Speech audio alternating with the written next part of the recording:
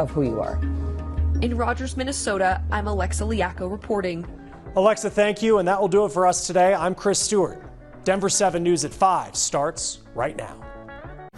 There's no flashing lights to say slow down. I mean, I have kids that cross the street every day. After years of complaints, a dangerous intersection goes ignored by the city. I just don't know why the city doesn't seem to be prioritizing making these intersections safe. Neighbors in Longmont are fed up, calling for the city to make changes before anyone else gets killed. You are putting the lives of people cutting across town over the lives of our children. The countdown clock is ticking. Colorado's largest school district has until tonight to reach a contract agreement with teachers. And looking for cheaper rent in the city? I'm a small business owner, not wanting to spend all my income on rent. A Denver nonprofit is bringing unlikely roommates together to help each other share the wealth. I'm happy. I enjoy the companionship. Just gonna stay here forever.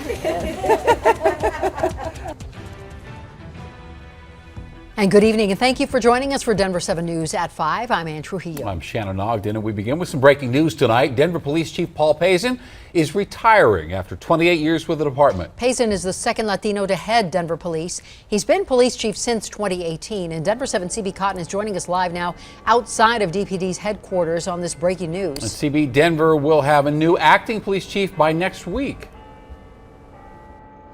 And Shannon, that's right. Mayor Michael Hancock has appointed a division chief to step up as acting chief by next Tuesday. But right now I want to talk about Paul Pazin. He has served as a Denver police chief for the past 4 years, and his retirement comes on the heels of a lot of changes for Denver police, also even some scrutiny. And only 2 weeks ago, we saw the Denver DA announce a grand jury investigation into several police officers after they opened fire in Lodo, injuring 6 bystanders and a suspect. And back in March, a jury awarded $14 million to protesters injured by Denver police during summer 2020 demonstrations. There's also been several moments of praise for Pazin. He's advocated for the creation of the city's STAR program, which sends mental health professionals to low-level 911 calls instead of uniformed officers. He's also helped create a resource center to connect low-level offenders with resources after an arrest. Just this month, Pazin spoke to us about PR bonds. People deserve to be safe in their community, and when you have repeat violent offenders that are getting multiple PR bonds throughout the entire state, we got issues.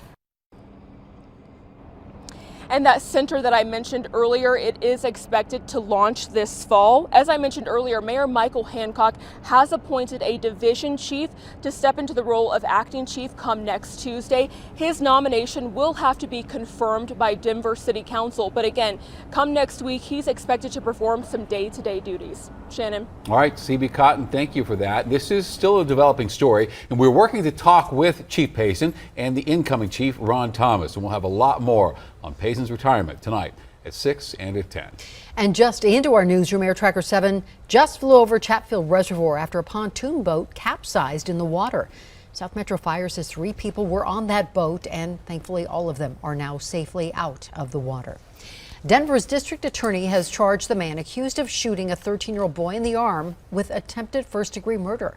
Last week, we spoke with Cameron and his mother, who say they were driving home from Cameron's first day of school when a man shot at their car. The suspect, 22-year-old Catrell James, is also facing multiple other charges. They include first-degree assault and illegal discharge of a firearm. An 84-year-old in Longmont was killed yesterday after being struck by a car while legally crossing the street. And neighbors are heartbroken, but they're not surprised, saying this intersection has been a problem the city has ignored for years. And they reached out to contact Denver 7's Bayan Wang, saying the city won't listen. He was a beloved artist and photographer in the community. Everyone knew Tony. At 84 years old, Tony Umili may have been the most active resident in Longmont's Old Town neighborhood. Every morning, Tony would walk to Java Stop. It's a coffee shop in our neighborhood. Neighbors say walking there was his thing, a way to stay healthy, a routine every morning. Tuesday would be his last. He came out of the house and started to work his way up the hill.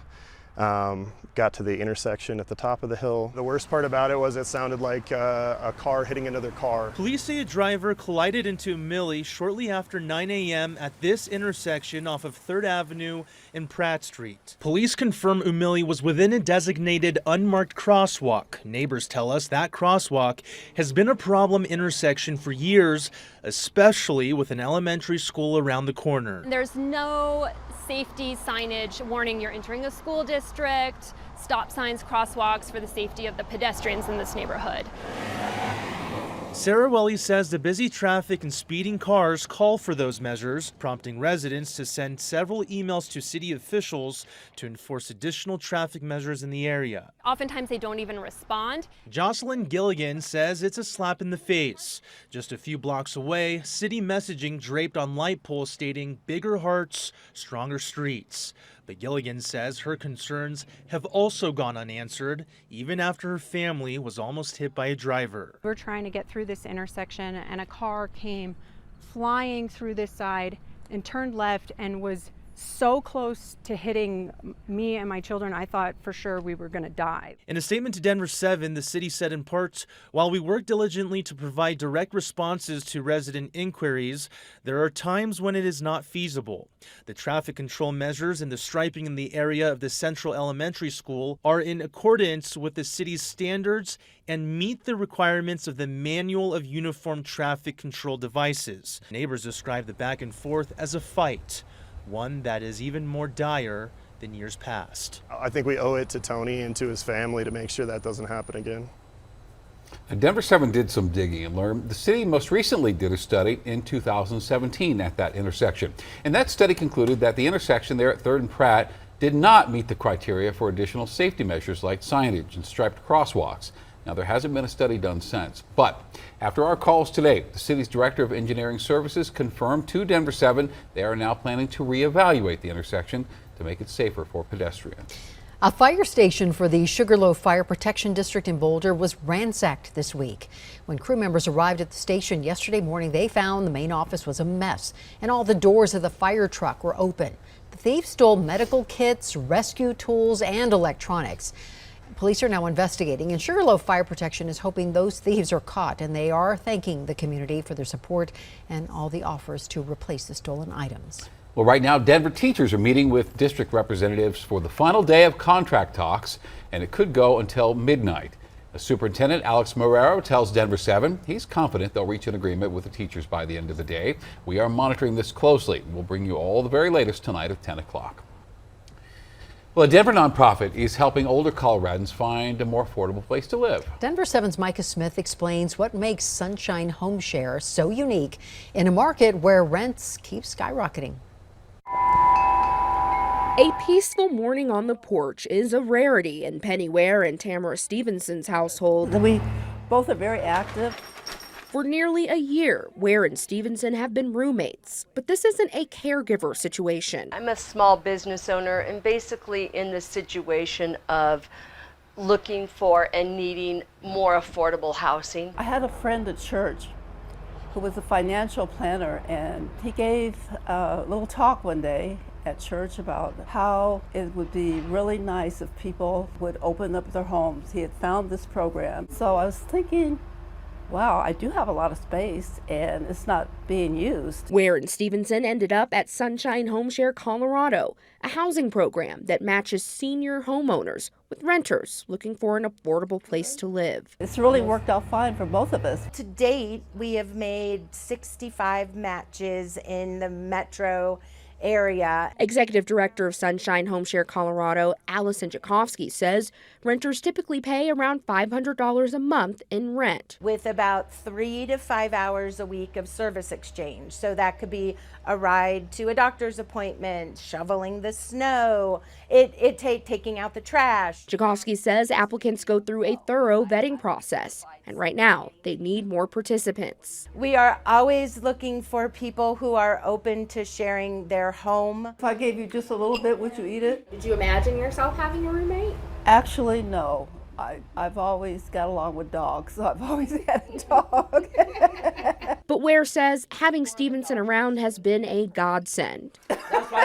About 3 or 4 weeks when Tamara moved in, I fell on the floor and broke my hip. She knew exactly what to do. Stevenson says she was happy to help and is grateful for an affordable place to live as well as a new friendship. Absolutely. Reporting in Denver, Micah Smith, Denver 7. And if you want to learn more about Sunshine Homeshare and find out how to take part, you can find all the details in Micah's story, all on thedenverchannel.com. This is not how you operate. It's not how you treat other human beings. A Colorado woman out 17 grand from a contractor who never did the work. Contact Denver 7 went straight to the business to get answers. I'm hopeful that he's going to do the right thing.